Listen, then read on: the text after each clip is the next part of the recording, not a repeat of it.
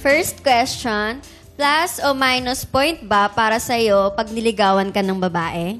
Oo. Kasi si Cristel kaya niya manligaw. Kung ikaw, mararamdaman mong, ay, parang pinupormahan ka ng babae. Plus ba yun o minus point para sa'yo? Well, for me po, kung ako yung liligawan ng babae, lalo na kung si Cristel, siguro mafe-feel ko, I'm very special po. Kasi bihira yung babaeng gumagawa ng ganun, bihira yung babaeng may lakas ng loob para gawin sa isang lalaki yun.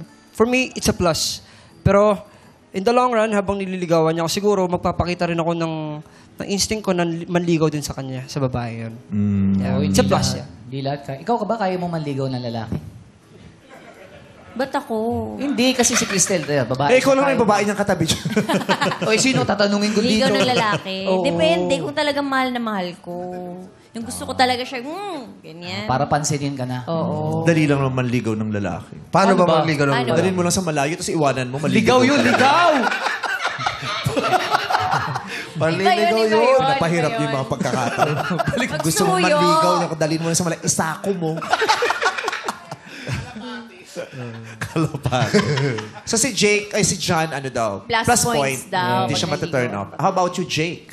Para sa akin po, plus points din po yun. Kasi iba na po yung mga...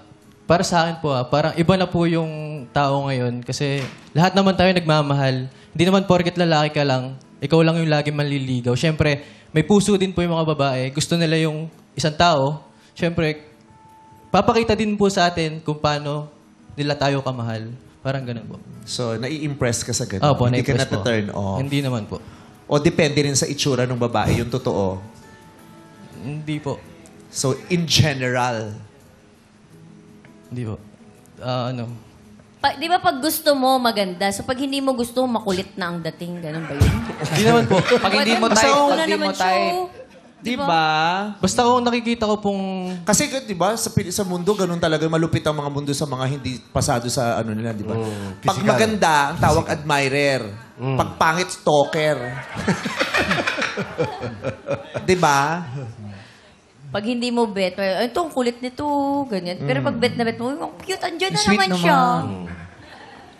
So, Ikaw naman- ikaw, in general, o hindi naman depende sa itsura? Hindi naman po depende sa itsura yun. Basta makita ko pong gusto talaga niya ako or... Yun po, ganun. Hindi naman po depende sa itsura yun eh. Kasi hindi naman po itsura yung mamahalin ko eh. Kundi yung sarili niya. Oh, sas. Yun! May papakilala ko sa'yo,